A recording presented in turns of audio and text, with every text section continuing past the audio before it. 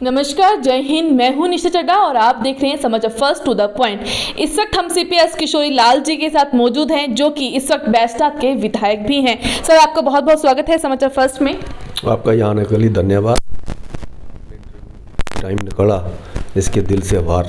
जी, आपका बहुत बहुत धन्यवाद, आपने अपना कीमती वक्त हमें दिया। सर, जैसे कि एक बार साक्षात्कार पहले भी आपका हो चुका है किसी और प्लेटफॉर्म पे, लेकिन अगर हम बात करें उस समय आपने बहुत सारे मुद्दे बताए थे बैजनाथ को लेकर। तो सबसे पहले जानना चाहेंगे, किशोरी लाल ने बैजनाथ से जीत हासिल करने के बाद क्या क्या कार्य कर लिए हैं?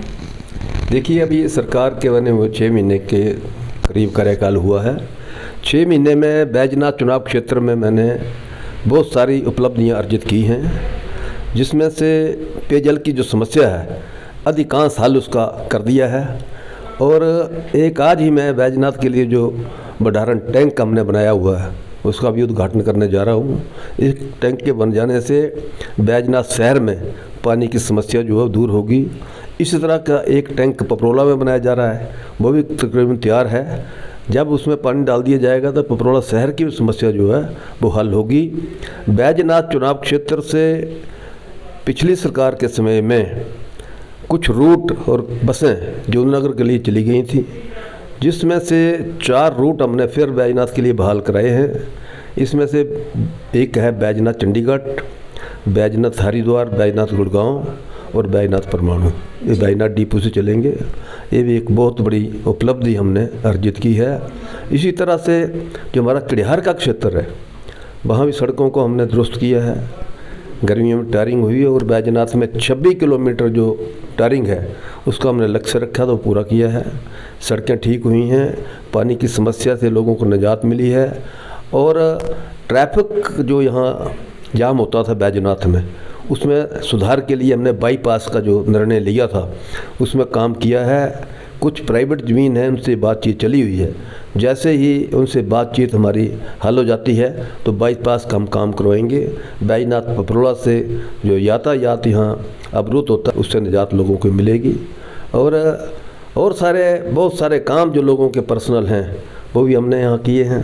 और लोगों को जो सरकार है वो मूलभूत सुविधाएं प्रदान करने में अपने पूरी इच्छा शक्ति रखती है।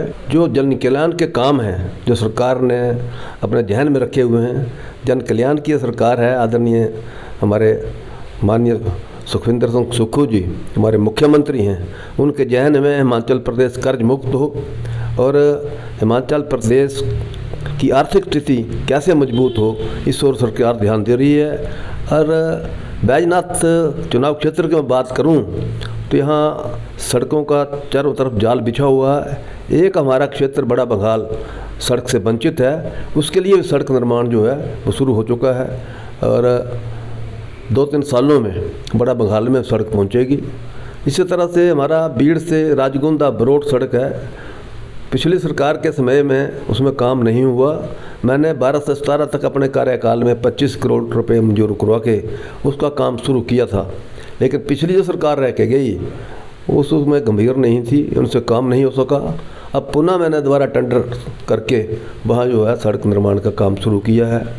और बहुत दिन दूर नहीं कि भैया राजगुंदा बरोड सड़क जो है वो चालू होगी।